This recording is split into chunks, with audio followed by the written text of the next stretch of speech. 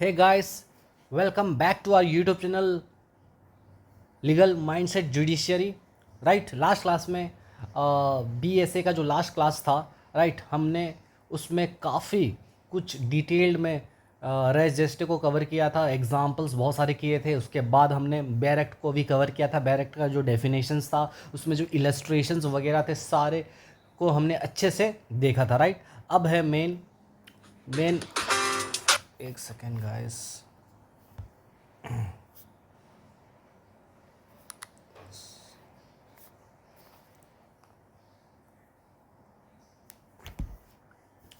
तो हाँ, मैं ये कह रहा था कि अब हम चलते हैं हमारे मेन नोट्स की तरफ, जो कि एग्ज़ाम पर्पज़ के लिए हमारे लिए इंपॉर्टेंट है, और एग्ज़ाम में अगर आएगा तो हम लोग ये सारी चीज़ को लिखेंगे। दूसरी बात, इसमें और क्या पढ़ने वाले हैं, जो मेन क्वेश्चंस एग्ज़ाम में आने वाले हैं उसके बारे में होगा ये चीज़। और दूसरी बात, केस लॉज, जो इम्पॉर्टेंट केस लॉज हैं उसको लेके ये क्लास होने वाला है। तो ठीक है, चलिए स्टार्ट करते हैं। And I hope this will be the last lecture for section 4। ठीक है, and those who are watching this lecture for the first time, I have a disclaimer you for guys. Okay, क्या है कि disclaimer is that you have to play you have to play the video at speed of 1.5x or more. right, ठीक है, चलिए आगे बढ़े। ठीक है सर, आगे बढ़ते हैं। चलिए, तो पहला देखिए, सबसे पहला चीज़ इसमें यह आता है कि भैया principle laid down under section 4 BSA। BSA में आपने कहीं पर भी ये देखा कि ये लिखा हुआ है रेस जेस्टे के बारे में? कहीं पर नहीं लिखा हुआ है। BSA में तो नॉर्मल डेफिनेशन दिया गया है कि facts forming part of the same transactions. ठीक है, जो फैक्ट जो कि सेम ट्रांजेक्शन्स के पार्ट बनते हैं उसको रेलिवेंट माना गया, ऐसा कहा गया है। बट कहीं पर भी रेस जेस्टे के बारे में जिक्र है? कहीं पर भी नहीं है। यानी क्या, हमको ये बताना पड़ेगा कि जो प्रिंसिपल सेक्शन 4 के अंदर छुपा है वो प्रिंसिपल कौन सा है। वो प्रिंसिपल का नाम है रेस जेस्टे। ठीक है, तो वही चीज़ मैं बोल रहा हूँ। देखिए, principle laid down under section 4, जो कि क्या है, जो कि है रेस जेस्टे। ठीक है सर, नाउ आगे पढ़ते हैं। When ever any transaction, contract, crime.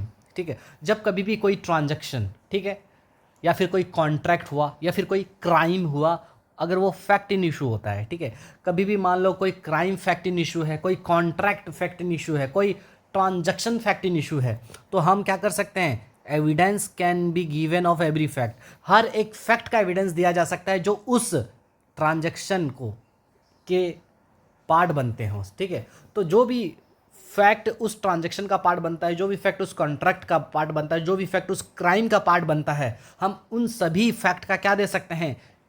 सबूत दे सकते हैं। वही है। ठीक है sir, so this principle is known as res gestae. और इसी प्रिंसिपल को क्या बोला जाता है? रेस जेस्टे बोला जाता है, रेस गेस्टाई बोला जाता है। तो आपको जिस तरीके से याद हो उस तरीके से करो। मैं रेस जेस्टे बोलता हूँ तो रेस जेस्टे बोलूँगा, कोई लोग रेस गेस्टाई भी बोलते हैं। ठीक है, so this principle is known as res gestae. और लैटिन टर्म है जो कि इंग्लिश राइटर्स के द्वारा ये अडॉप्ट किया गया था। इसका मतलब क्या होता है? रेस जेस्टे का मतलब होता है things done in the course of same transaction. जो भी चीज़ आप एक ही ट्रांजेक्शन के अंदर जो भी चीज़ करते हो उसको रेस जेस्टे बोला जाता है। लैटिन टर्म है ये, और ये इंग्लिश राइटर के द्वारा इसको अडॉप्ट किया गया था। इसका मतलब क्या है? रेस जेस्टे का मतलब होता है things done in the course of same transaction. तो सेम ट्रांजेक्शन्स के कोर्स में जो भी चीज़ होता है, सेम ट्रांजैक्शन के दौरान जो भी चीज़ हुआ उसको बोला जाता है रेस जेस्टे। समझ में आ गया? ओके, आगे बढ़ते हैं। आगे क्या बोलता है? Therefore all facts that surround the occurrence of an event. तो जो भी फैक्ट्स एक इवेंट के चारों तरफ जो घटित होते हैं, जो भी फैक्ट्स, इवेंट मतलब यहाँ पर फैक्ट इन इशू, तो जो भी फैक्ट्स यानी अदर फैक्ट्स, जो भी अदर फैक्ट्स जो फैक्ट इन इशू के चारों तरफ क्या होते हैं? अकर होते हैं और क्लोजली कनेक्टेड होते हैं उससे, हम उसको क्या बोलते हैं? रेस जेस्टे बोलते हैं। समझ में आया? यानी क्या, वही चीज़ जो मैं इतना क्लास में जो आपको चीख चीख कर बताया, वही चीज़ को अभी मैं बस वर्ड्स में लिख दे रहा हूँ एग्जाम पर्पज़ के लिए। यानी क्या, अगर ये क्राइम अगर यानी क्या है, अगर ये फैक्ट इन इशू है, अगर ये, तो इसके आसपास जो भी घटनाएं घटित हुई हैं, ठीक है, टाइम को लेके, पर्पस को लेके, सबको लेके, ठीक है, तो वो सभी फैक्ट्स को क्या बोलेंगे? उसका रेस जेस्टे बोलेंगे। ठीक है, ये सब फैक्ट जो है इसका रेजिस्टिव बोला जाएगा, वही लिखा है देखो, all facts that surround the occurrence of an event and that are closely connected with it, और ये क्लोजली कनेक्टेड है, are said to be its res gestae, उसको रेजिस्टिव बोला जाता है। तो रेजिस्टिव का मतलब होता है वो सारे अदर फैक्ट्स जो उस मेन फैक्ट से कनेक्टेड है, ठीक है। In simple words res gestae includes all the natural part of the story. तो सिंपल वर्ड्स में बोला जाए तो रेजिस्टिव मतलब क्या, जो natural part of the story होता है, okay. Everything happened as part of the continuous event, हर चीज़ जो हुआ एक कंटिन्यूस इवेंट की तरह, ठीक है, उसको बोला जाता है रेजिस्टिव। विदाउट ब्रेक्स और चांस ऑफ फैब्रिकेशन, बिना ब्रेक के, बिना फैब्रिकेशन के, चांस के, जो चीज़ अपने आप होता गया एक कंटिन्यूस इवेंट में, हम उसी को रेजिस्टिव बोलते हैं। समझ में आया? जैसे मान लो अगर so is resistive only the fact in issue, तो हम क्या कह सकते हैं कि जो फैक्ट इन इशू जो होता है वही रेजिस्टिव है? नहीं भाई नहीं। तो क्या वही फैक्ट्स जो फैक्ट इन इशू से कनेक्टेड है उसी को रेजिस्टिव बोलेंगे? बिल्कुल सही, बिल्कुल सही, ठीक है, ठीक है, समझ में आया? यानी क्या, सिर्फ फैक्ट इन इशू को रेजिस्टिव नहीं बोला जाएगा, लेकिन जो फैक्ट्स उस फैक्ट इन इशू से कनेक्टेड है क्लोजली, उसको क्या बोला जाएगा? रेजिस्टिव बोला जाएगा। But not just any facts, लेकिन ऐसा नहीं कि कोई सा भी फैक्ट्स, लेकिन वही फैक्ट्स जो क्या हैं, जो स्पॉन्टेनियस हैं, जो स्पॉन्टेनियस फैक्ट्स हैं। स्पॉन्टेनियस मतलब क्या, जो ऑटोमेटिक रिएक्शन होता है, जो, ठीक है, जो क्लोजली कनेक्टेड है टाइम और प्लेस से लेकर, जो वन कंटिन्यूस ट्रांजैक्शन के पार्ट हैं, उसी को क्या बोलेंगे? रेजिस्टिव बोलेंगे। और उसी फैक्ट्स को, जो फैक्ट इन इशू से कनेक्टेड है, उसी फैक्ट्स को तो रेजिस्टिव बोला जाता है। समझ में आया? देखिए इतना क्लास लेने के बाद अब ये सब चीज़ आपको हलवा लग रहा होगा, है कि नहीं? ठीक है, तो यही बात होता है एग्जाम्पल बहुत सारे करने का, ठीक है। अब चलते हैं नेक्स्ट क्वेश्चन की तरफ। नेक्स्ट क्वेश्चन ये कहता है कि rules regarding the admissibility of the fact under section 4। बोल रहा है कि सेक्शन 4 में जो रेजिस्टिव के बारे में बोला गया है, तो रेजिस्टिव समझ में तो आ गया ना। अब कोई पूछेगा तो वो बता सकते हो ना, रेजिस्टिव मतलब भैया एक ट्रांजैक्शन, एक मेन इवेंट, यानी एक फैक्ट इन इशू, चाहे वो क्राइम हो, कुछ भी हो, अगर कोई क्राइम हुआ है, ये है मेन फैक्ट इन इशू, तो इससे रिलेटेड जो भी फैक्ट इससे कनेक्टेड हैं, वो सारे फैक्ट को क्या बोलेंगे? वो सारे फैक्ट को हम लोग रेजिस्टिव बोलेंगे इस फैक्ट इन इशू का। समझ में आ गया? अब ये बोल रहा है कि ये जो रेजिस्टिव होता है उसका रूल क्या है, एविडेंसरी वैल्यू क्या है उसका, ठीक है, किस तरीके से उसको हम लोग अंडर सेक्शन 4 में एडमिसिबल करेंगे, तो उसके रिगार्डिंग क्या रूल है, तो आइए देखते हैं। तो इसमें टोटल 4 पॉइंट्स हैं। रूल्स के बारे में जब भी क्वेश्चन आएगा एग्जाम में कि what are the rules regarding the res gestae, तो आप ये 4 पॉइंट्स को कॉपी पेस्ट कर लीजिएगा। सबसे पहला है स्पॉन्टेनिटी एंड इमीडिएसी। क्या है? Spontaneity and immediacy. पहला रूल ये है कि आपका जो रेजिस्टिव, अगर आपको सेक्शन 4 में रेजिस्टिव के अंदर आपको कोई सा भी फैक्ट को रेलिवेंट अगर करना है, तो सबसे पहले वो क्या होना चाहिए? स्पॉन्टेनिटी होना चाहिए। दूसरा इमीडिएसी भी होना चाहिए। स्पॉन्टेनिटी और इमीडिएसी समझ में आया? स्पॉन्टेनिटी मतलब ऑटोमेटिक रिएक्शन, इमीडिएसी मतलब उससे क्लोजली इमीडिएट होना चाहिए, मतलब ब्रेक नहीं होना चाहिए, ठीक है। तो आइए समझते हैं। दूसरा है कॉन्टेम्पोरेनियस नेचर। कॉन्टेम्पोरेनियस नेचर मतलब क्या? कॉन्टेम्पोरेनियस नेचर, तो इसको थोड़ा बोलने में डिफ़िकल्टी होता है, लेकिन ठीक है, याद कर लीजिएगा, मुझे खुद हो रहा है भाई। कॉन्टेम्पोरेनियस नेचर, ठीक है, मतलब क्या? Simultaneous nature. तीसरा है statement made after the incident not relevant. जो भी स्टेटमेंट इंसिडेंट होने के बाद होंगे उसको रेलिवेंट नहीं बोला गया। ऑब्वियसली जैसे ही इवेंट खत्म हुआ, आपका स्टोरी खत्म, statement must be part of the same transaction, और सेम ट्रांजैक्शन का पार्ट होना चाहिए। ये 4 क्या है? रूल्स है, इसको आपको अच्छे से घोट लेना है, ठीक है। चलिए तो पहला रूल पढ़ते हैं, स्पॉन्टेनिटी एंड इमीडिएसी क्या कहता है। देखिए, the admissibility of the statements और the acts under section 4 is based on their spontaneity and immediacy. सबसे पहले ये लिखा गया है कि सेक्शन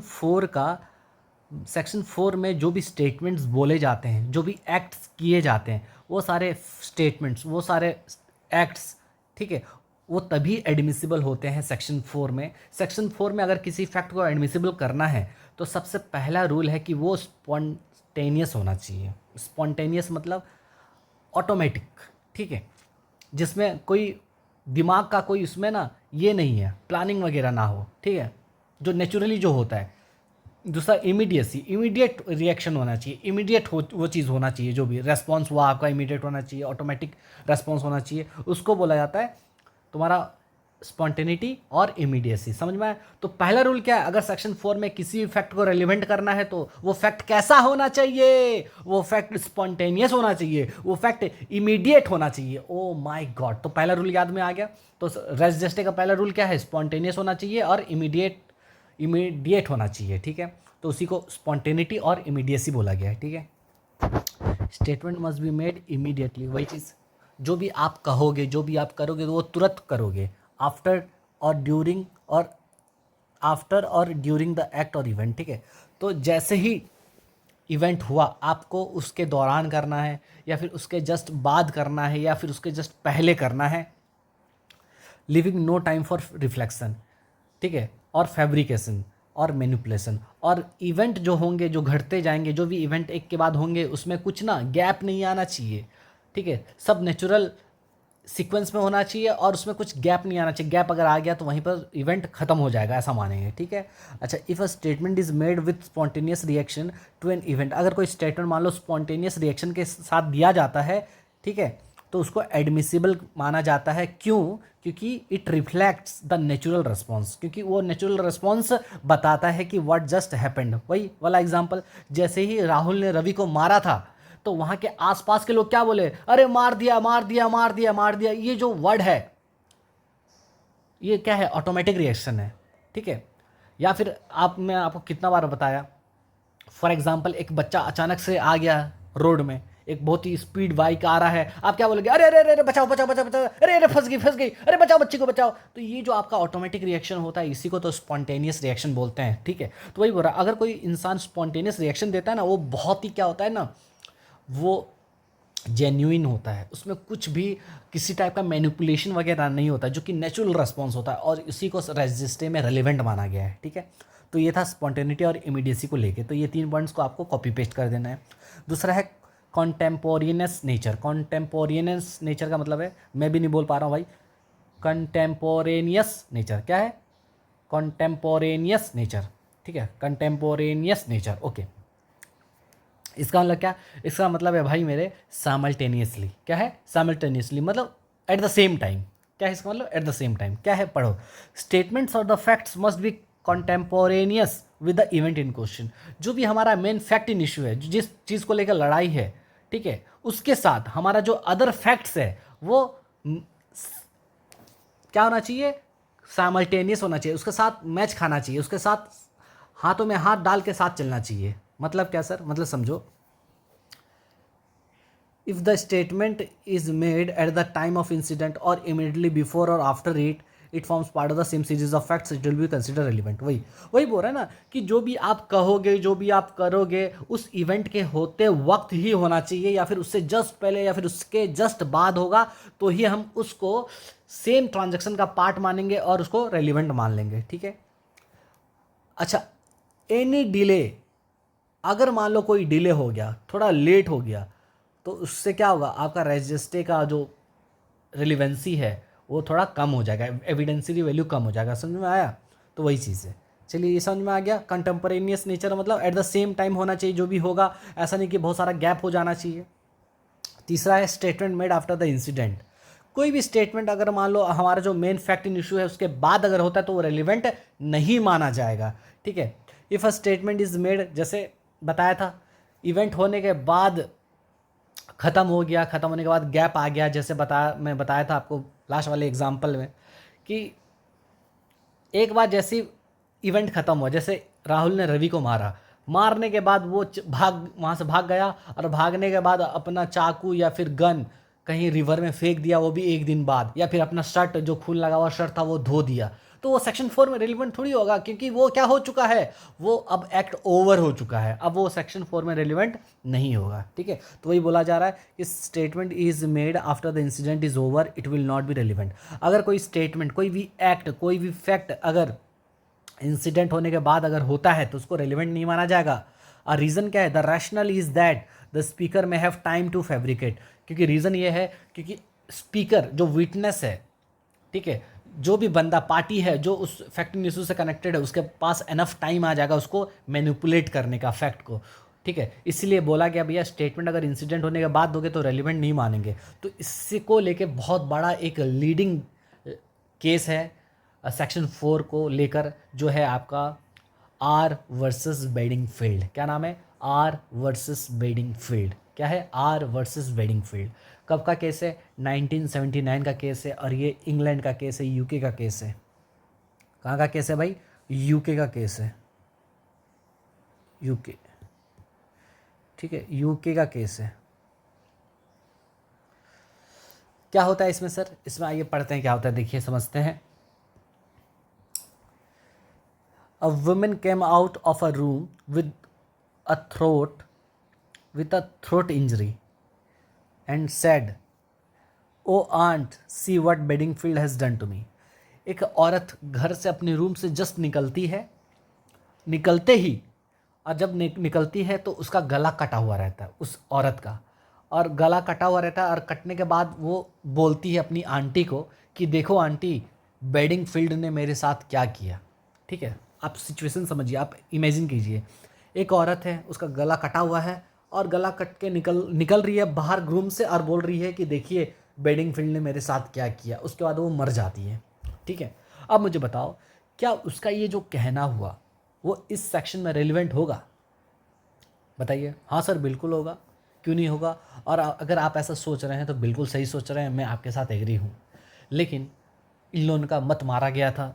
ठीक है, इन लोगों को पता नहीं क्या समझ में आया, इन लोगों ने कहा भैया रेलिवेंट नहीं होगा, क्योंकि इसमें टाइम का गैप आ चुका है। जब उसको मारा जा रहा था, जब उसका छुरी चला रहे थे उसके गले में, उस समय अगर वो कुछ कहती तो रेलिवेंट होता। अरे मेरे भाई, उसके बाद थोड़ा कुछ सेकंड बाद भी तो चल जाता है ना। लेकिन यहाँ पर बहुत ही अफसोस के साथ जो यूके का कोर्ट था ना भाई, इसको रेलिवेंट नहीं माना। ओ माय गॉड। तो इसमें क्या हुआ? इसमें एज अ ह्यूमन अगर आप देखोगे तो आपको बहुत बुरा लगेगा, क्योंकि रेलिवेंट नहीं माना गया। ठीक है, तो इसीलिए इसको याद रखिएगा कि कट थ्रोट होने के बाद जब वो रूम से निकली, तो वो जब बोलती है कि देखिए बेडिंगफील्ड ने मेरे साथ क्या किया, तो इसका जो ये स्टेटमेंट था, इस स्टेटमेंट को सेक्शन 4 में रेलिवेंट नहीं माना गया। मतलब सेक्शन 4 तो उस समय ये तो अलग ही है, मतलब रजिस्टर नहीं माना गया, मतलब एडमिसिबल नहीं किया गया। और रीज़न ये दिया गया क्योंकि जब वो वहाँ से रूम से निकली, उसके पास एनफ टाइम आ गया था उसको फंसाने के लिए, अपने हस्बैंड को जो भी था उसको फंसाने के लिए एनफ टाइम आ चुका था। अरे मेरे भाई, अब मरने से पहले वो झूठ थोड़ी बोलेगी, समझिए। तो क्या हुआ कि उसको रेलिवेंट नहीं माना गया। तो ये बहुत ही बुरा लगता है, तो इसलिए इसको याद रखिएगा आर वर्सेस वेडिंगफील्ड का केस में, कि इसको क्या नहीं माना गया? रेलिवेंट नहीं माना गया। ठीक है जी सर। क्यों नहीं माना गया? क्योंकि ये बोला गया कि the act was already over, क्योंकि उसको ऑलरेडी वो मार चुका था, गला काट चुका था। गला काटने के बाद वो आके बोल रही है, गला काटते वक्त वो बोलती, ओ बचाओ बचाओ Bedingfield, why are you doing this, ऐसा बोलती तो हम उसको रेलिवेंट मानते। लेकिन उसको रेलिवेंट नहीं माना गया। लेकिन बाद में यूके का कोर्ट को समझ में आया, इनका दिमाग का बुद्धि जो है ना, इनका दिमाग का बत्ती कब जला? 8 साल बाद जला। ठीक है, देखिए 1979 में क्या हुआ, इसको तो नॉट रेलिवेंट मान लिए, लेकिन सेम टाइप का डिसीजन, सेम टाइप का केस एक आया सामने। लेकिन उस केस में क्या हुआ, this decision was later overruled in R v Andrews 1987। तो 1987 में और एक केस आया, थोड़ा सिमिलर टाइप का था स्टोरी वगैरह। लेकिन उसमें क्या हुआ, जो पहला डिसीजन दिया गया था नॉट रेलिवेंट का, अब उसी चीज़ को रेलिवेंट मान लिया गया उस केस में। In this case the House of Lords allowed the statements of the deceased to be admitted. Oh my god, यहाँ पर एडमिट कर लिया गया as a part of res gestae, even where there was a time gap between the statement and the event of stabbing and robbery.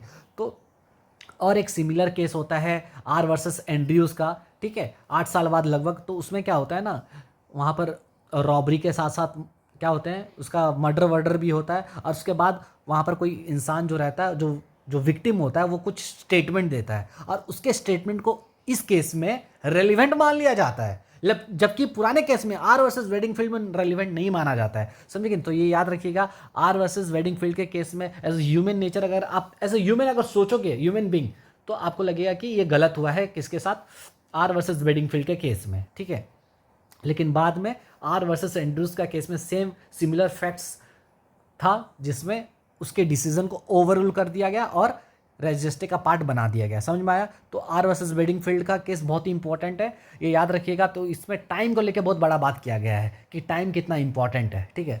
हालांकि हमारा अगर India में ऐसा होता तो इसको रेजिस्टे का पार्ट मान लेते, क्योंकि थोड़ा ही तो भाई टाइम का ये था, गैप था ना, तो घर से वो रूम से जस्ट निकली थी, तो रेलिवेंट मान ही लेते हम लोग, ठीक है। चलिए, दूसरा है statement must be the part of same transaction.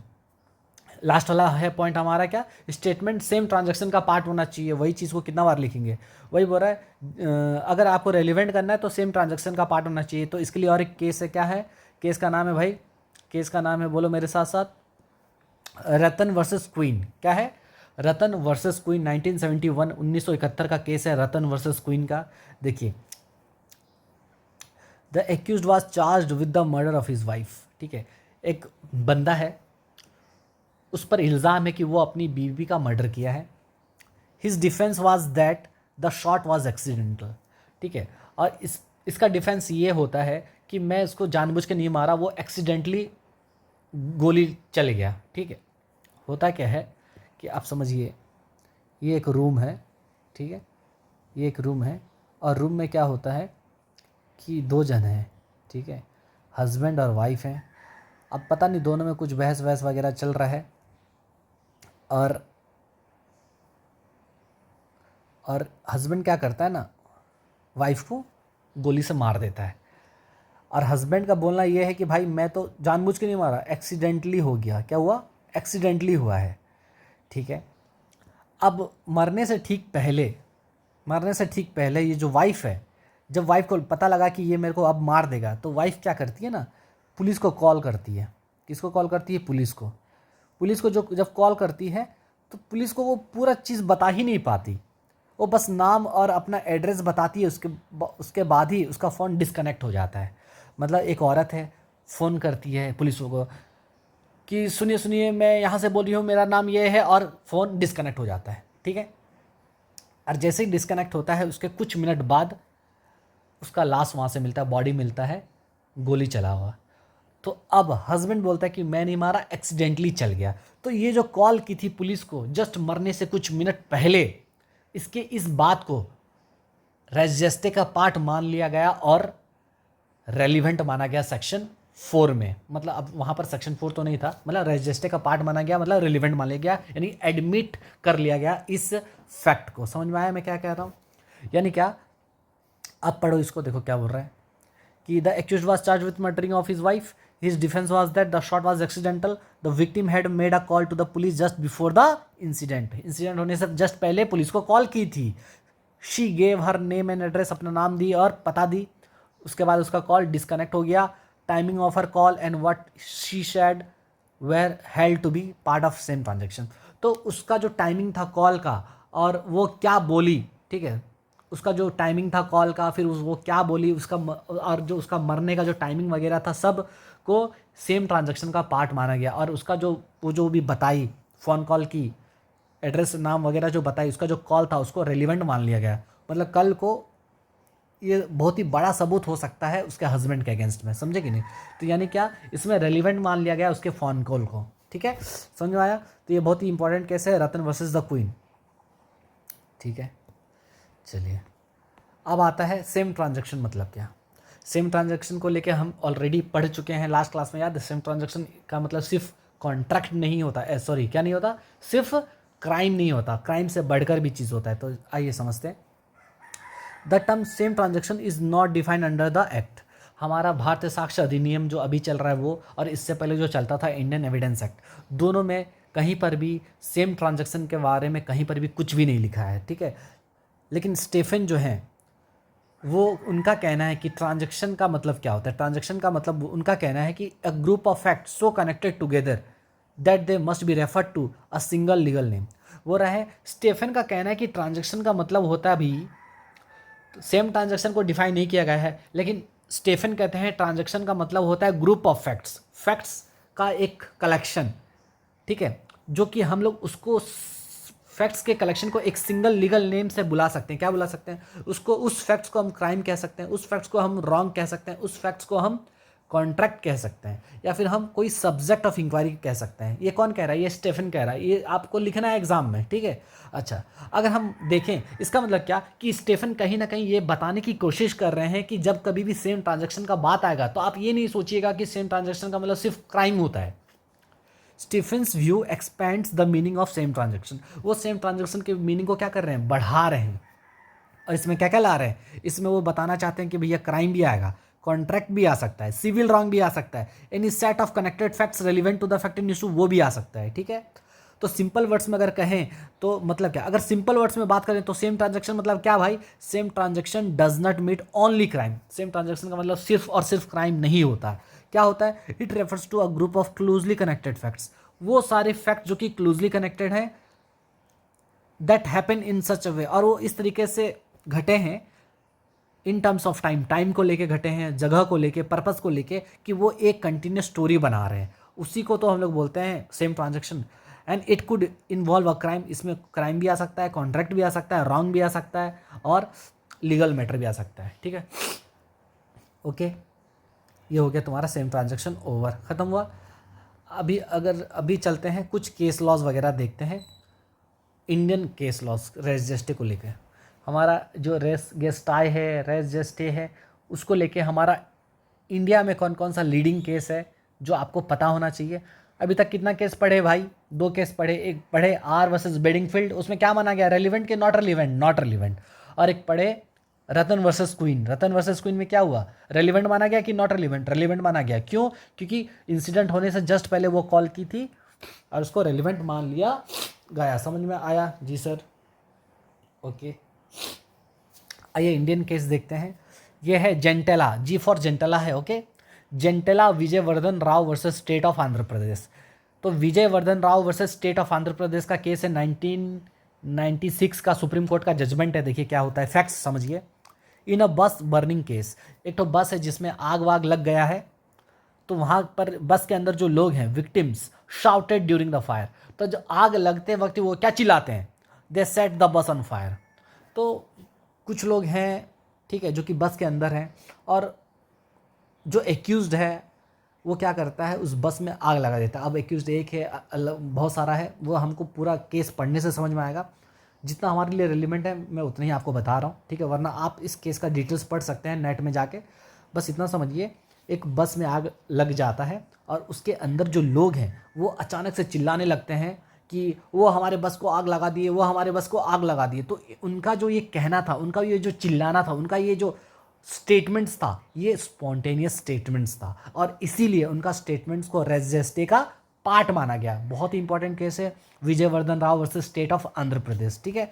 तो Supreme Court admitted it as res gestae since it was spontaneous under excitement and directly related. तो ये स्पॉन्टेनियस था और अंडर एक्साइटमेंट में हुआ था ये, और डायरेक्टली फैक्ट इन इशू से कनेक्टेड है। इसका मतलब क्या? और इस केस में सुप्रीम कोर्ट ने क्या प्रिंसिपल तय किया? तो इस केस में अगर आप देखेंगे तो सुप्रीम कोर्ट ने ये कहा कि for the statement to be relevant under section 4, किसी भी अगर आपको स्टेटमेंट को अंडर सेक्शन 4 में अगर लाना है तो वो क्या होना चाहिए? It must be spontaneous. Spontaneous होना चाहिए। जैसे लोगों का बस के अंदर चिल्लाना कि वो हमारे बस को आग लगा दिए, वो हमारे बस को आग लगा दिए, तो वो स्पॉन्टेनियस था। And contemporaneous with the fact in issue, जब आग लगाया गया तभी उनका ये स्टेटमेंट, तभी उनका कहना था ना, तो ये दूसरे साइमल्टेनियस हो रहे थे, तो कॉन्टेम्पोरेनियस भी था और स्पॉन्टेनियस भी था।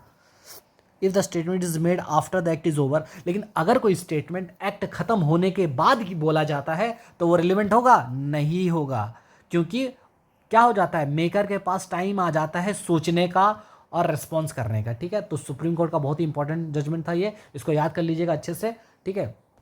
चलिए समझ में आया कौन सा केस था? Vijayavardhan Rao versus state of AP. बस में आग लगा दिया गया, अंदर के लोग चिल्लाने लगे, वो आग लगा दिए, हमारे बस को आग लगा दिए, तो उनके इस बात को रेलिवेंट मान लिया गया। और सुप्रीम कोर्ट ने ये कहा किसी भी स्टेटमेंट को अगर रिलेवेंट करना है तो उसका स्पॉन्टेनियस होना जरूरी है, उसका कॉन्टेम्पोरेनियस होना जरूरी है फैक्ट इन इशू के साथ। अगर कोई स्टेटमेंट एक्ट ओवर होने के बाद दिया जाता है तो रिलेवेंट नहीं होगा, ठीक है। दूसरा केस है सुखर वर्सेस स्टेट ऑफ यूपी का। स्टेट ऑफ यूपी का केस है, 1999 का केस है, ठीक है। इसमें क्या होता है आइए समझते हैं।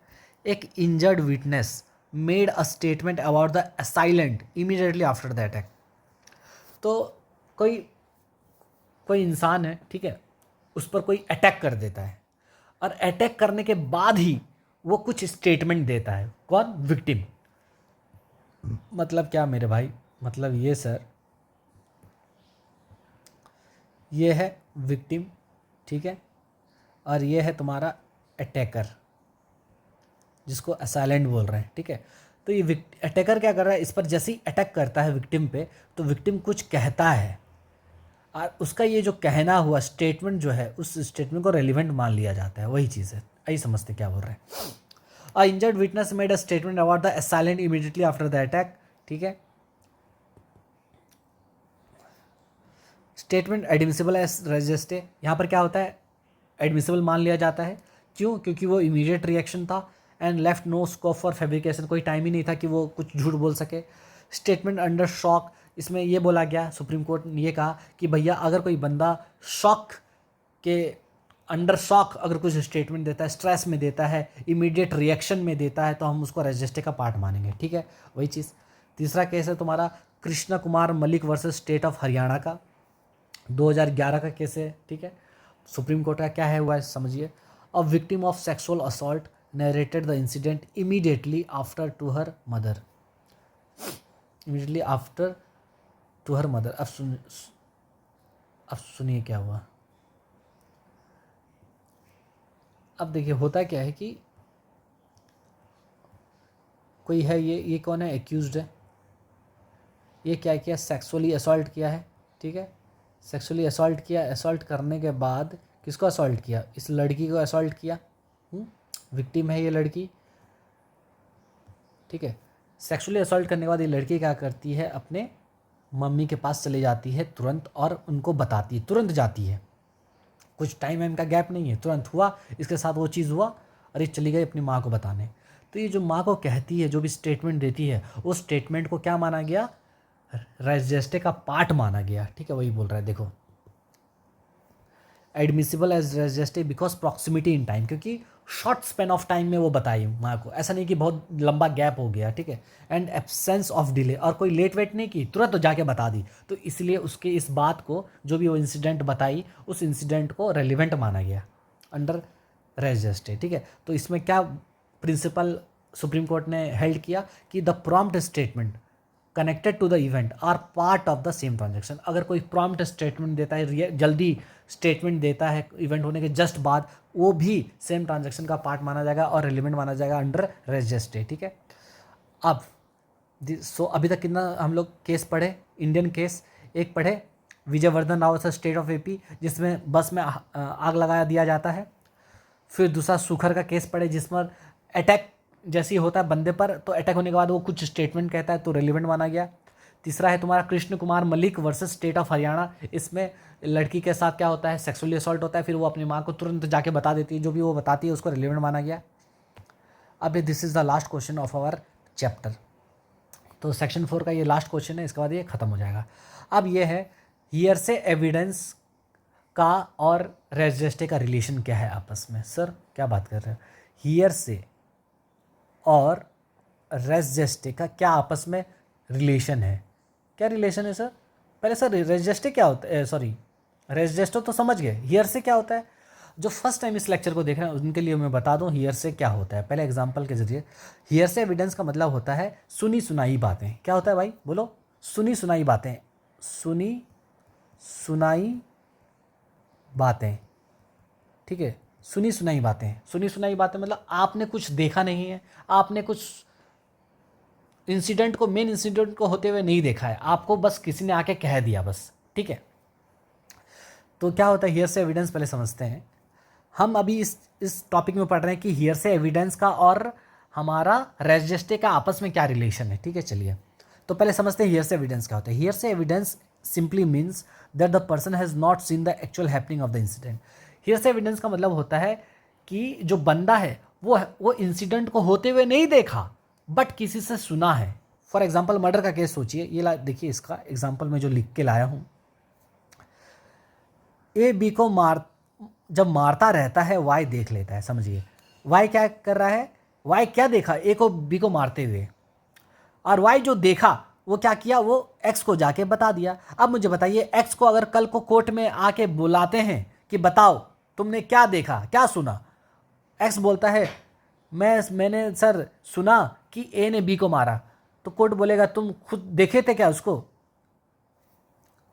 एक्स कल को अगर आके कोर्ट में कहता है कि वाई ने मुझे कहा कि उसने ये देखा ए ने बी को मारा, तो क्या यहां पर एक्स ने खुद देखा था क्या ए को बी को? नहीं मारते हुए नहीं देखा था। तो मैं ये कह रहा था, मान लीजिए वाई जो है बंदा, वो देखता है अपनी आंखों से ए को मारते हुए बी को, ए बी का मर्डर कर रहा है और वाई देख लेता है। वही चीज़ आकर एक्स को बताता है, पता है तुझे मैं देखा ए बी को मार रहा था, ए बी का मर्डर कर रहा था। कौन बताता है? वाई आके एक्स को बताता है। तो एक्स को जो ये बताया, तो ये एक्स देखा क्या मर्डर होते हुए? नहीं देखा, तो हम बोलेंगे ये हियरसे एविडेंस है। ठीक है, तो यहाँ पर जो रियल ऑब्जर्वर है, यहाँ पर वाई जो आके बता रहा है, वाई को हम बोलेंगे रियल ऑब्जर्वर, जो देखा है खुद से इंसिडेंट को होते हुए, उसको क्या बोलेंगे? Real observer. अब देखो, और एक्स है विटनेस, जो विटनेस गवाही दे रहा है कोर्ट में, तो खुद देखा ही नहीं है भाई, इसलिए हियरसे एविडेंस है, समझे? तो देखो, विटनेस एक्स जो है वो कोर्ट में आके कहता है कि वाई ने मुझे कहा कि उसने ये देखा ए बी का मर्डर कर रहा था। यहाँ पर एक्स ना ही देखा मर्डर होते हुए, ना ये सिर्फ सुना है वाई से, हम इसको हियरसे बोलेंगे। और हियरसे इसीलिए है क्योंकि जो वाई है, वो जो रियल ऑब्जर्वर है, वो खुद आके गवाही थोड़ी दे रहा है। ठीक है, एक्सीडेंट का केस लेते हैं। मान लो कोर्ट में कोई जेड बंदा है, वो कहता है कोर्ट में आके कि लोगों ने मुझको कहा कि कार ने विक्टिम को मारा। फॉर एग्जांपल देखो, ये है कार, कार दिख रहा है आपको? मैं बनाया हूँ, कार भी बना लेता हूँ मैं। ये कार है और ये विक्टिम है, कार विक्टिम को ठोक दिया। इस इंसिडेंट को होते हुए किसने देखा? इस लोगों ने देखा। क्या जेड ने देखा? नहीं, बट ये लोग आके किसको बोले? जेड को बोले, तो जेड सिर्फ सुना है। तो यहां पर अगर आप देखेंगे,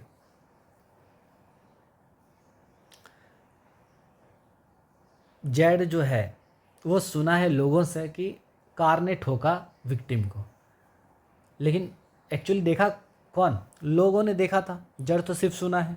तो जेड अगर अगर आकर कोर्ट में गवाही देता है कि मैंने बस सुना है, तो उसके इस बात को बोलेंगे हियरसे एविडेंस। ठीक है, क्योंकि जो असली लोग जो देखे थे वो थोड़ी आकर गवाही दे रहे हैं। समझ में आया? ओके सर, आप समझते हैं। तो सर इसका मतलब क्या?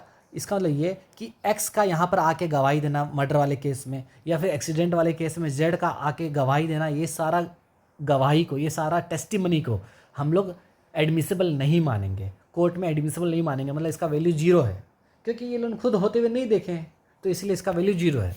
बट कुछ सिचुएशन ऐसा आता है जहाँ पर इनकी बातों को रेलिवेंट मान लिया जाएगा, जैसे रेजिस्टे इसका एक्सेप्शन है। ओ माय गॉड, इसका मतलब क्या कि जनरल रूल ये निकल के आया, हियरसे एविडेंस हमेशा एडमिसिबल नहीं होता है कोर्ट में। ठीक है, हियरसे एविडेंस नॉर्मली एडमिसिबल नहीं होता है, लेकिन अगर हियरसे एविडेंस तुम्हारा रेस जस्टे बन जाता है, अगर हियरसे एविडेंस रेस जस्टे बन जाता है, तो एविडेंस हम लोग दे सकते हैं हियरसे एविडेंस का कोर्ट में। मतलब सर, मतलब कहने का मतलब ये है कि नॉर्मल रूल ये है कि हियरसे एविडेंस कोर्ट में एक्सेप्टेबल नहीं है, कोर्ट में एडमिसिबल बिल्कुल नहीं है।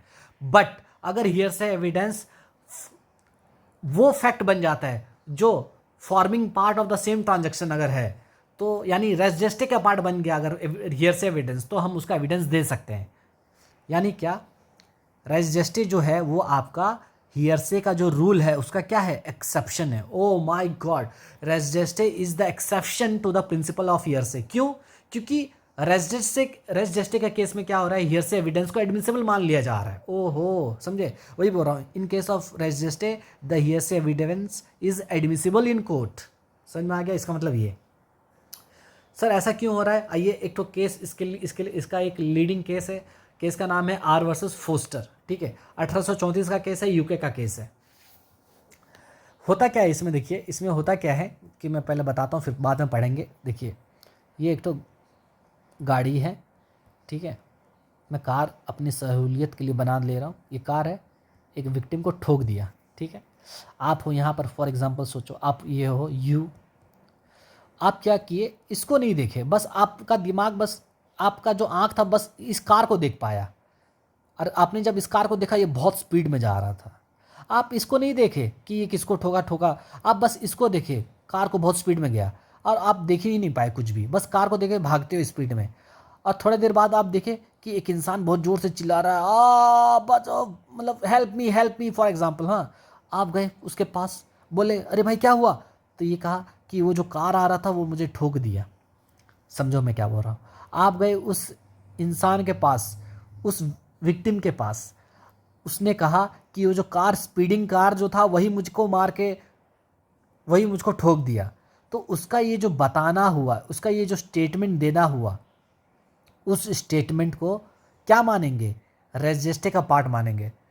हालांकि ये जो आपको बताया, क्या आपने उसको देखा था जब कार उसको ठोक रहा था? नहीं देखे थे, आप तो बस सुन रहे हो ना वो जो बता रहा है। यानी ये जो आपको बता रहा है ये हियरसे एविडेंस है, क्योंकि आप उसको नहीं देखे जब कार उसको ठोक रहा था, बट फिर भी आपका इस बात को, कल को अगर आपको कोर्ट में बुलाया जाता है तो आप अगर कहते हो कि विक्टिम मरने के जस्ट पहले मुझे बताया कि कार उसको ठोक के मारा है, तो उस केस में आपका बात को रेलिवेंट मान लिया जाएगा, क्योंकि यहाँ पर भले ही वो हियर से है बट वो रजिस्ट्री का पार्ट बन गया। ओ माय गॉड, ठीक है, समझ में आया? ओके, तो आर वर्सेस फोस्टर के केस में भी ऐसी होता है। देखिए क्या होता है। Witness had only seen the speeding vehicle not the accident. Witness जो है सिर्फ स्पीडिंग व्हीकल को देख पाता है, एक्सीडेंट होते हुए नहीं देखता। जैसे हमारे वाले एग्जांपल में आप after hearing the victim scream, जैसे वो चिल्लाता है कार उसको ठोकने के बाद, विटनेस उसके पास जाता है, बोलता है भाई क्या हुआ बताओ, तो वो कुछ इंजरी के बारे में बताता है। कौन? विक्टिम। कोर्ट फिर क्या करता है, उसके इस स्टेटमेंट को, विक्टिम के स्टेटमेंट को सेम ट्रांजैक्शन का पार्ट मान लेता है और एडमिसिबल कर देता है, भले ही वो हियरसे था। ख़त्म। तो आर वर्सेस फोस्टर का केस यही था। तो ये इससे क्या समझ में आया कि नॉर्मल रूल ये है कि हियरसे एविडेंस एडमिसिबल नहीं होता है कोर्ट में, जनरल रूल ये है। बट अगर हियरसे एविडेंस रेस जेस्टे का पार्ट बन जाता है तो हम उसको एडमिसिबल मान सकते हैं कोर्ट में। ठीक है, चलिए ये हुआ ख़त्म हमारा। तो जो भी हम लोग केसेस पढ़ें उसका एक समरी चार्ट में बना के लाया हूँ, देख लीजिए, रिवाइज कर लेते हैं, ख़त्म करते हैं। तो सबसे पहला केस हमने पढ़ा आर वर्सेस वेडिंगफील्ड, 1897 यूके का केस था। इसमें फैक्ट्स क्या था कि कट थ्रोट लेडी निकल के आई बाहर से और बोली ओ आंट देखिए वेडिंगफील्ड ने क्या किया। इसको रजिस्टर माना गया? नहीं माना गया। क्यों? क्योंकि एक्ट ऑलरेडी ओवर हो गया था। ठीक है। रतन वर्सेस क्वीन का पढ़े, जिसमें उसका हस्बैंड उसको मार देता है गोली और बोलता है एक्सीडेंटली मर गई। ठीक है, तो ये एडमिसल माना गया क्योंकि वो ठीक पुलिस को कॉल की थी, नाम और एड्रेस बताई थी। ठीक है। आर वर्सेस फोस्टर का केस में क्या हुआ, एक आदमी देखता है स्पीडिंग कार को जाते हुए बट एक्सीडेंट होते हुए नहीं देखता है। उसके बाद वो उसके पास पहुंचता है जो चिल्ला रहा होता है, फिर वो अपना इंजरी के बारे में बताता है, उसके इस बात को एडमिसिबल मान लिया जाता है अभी जो पढ़े। फिर है जेंटेला वर्सेस विजयवर्धन राव। इसमें क्या हुआ, बस के अंदर आग लगा देते हैं। फिर बस के अंदर के लोग जो कहते हैं वो बोलते हैं कि भैया वो हमारे बस को आग लगा दिए, आग लगा दिए, आग लगा दिए, तो उनके इस बात को एडमिसिबल मान लिया जाता है क्योंकि ये स्पॉन्टेनियस क्राई था। सुखर वर्सेस स्टेट ऑफ यूपी का केस था। इसमें क्या होता है, इंजर्ड विटनेस जो है जिसको मारा जाता है वो तुरंत अटैकर के बारे में कुछ स्टेटमेंट कहता है तो वो एडमिसिबल मान लिया जाता है। कृष्ण कुमार मलिक, तुम्हारा सेक्सुअल असॉल्ट जो विक्टिम है वो क्या करती है, माँ को जाके तुरंत इंसिडेंट होने के बाद बताती है, उसको भी एडमिसिबल मान लिया जाता है। तो ये है एक तुम्हारा समरी चार्ट, आप इसको अच्छे से देख लीजिएगा। और यहीं पर हमारा रेस जेस्टे ख़त्म होता है। और बहुत मेहनत लगा भाई सेक्शन 4 पढ़ाने में। और ज़रूर बताइएगा क्या आपको मेरा इस लेक्चर जो था, मैं जो आपको दिया हूँ, कुछ अलग हुआ, कुछ अलग आपने सीखा बाकी यूट्यूब लेक्चर से? ठीक है, तो ज़रूर बताइएगा मुझे। मिलेंगे नेक्स्ट क्लास में। अच्छे से पढ़िए, अच्छे से रिवाइज कीजिए। तब तक के लिए bye, take care. Next class में पढ़ेंगे नेक्स्ट सेक्शन नंबर 5 पढ़ेंगे। ठीक है, तब तक के लिए बाय, टेक केयर। मैं हूँ आपका दोस्त सैम और पढ़ते रहिए।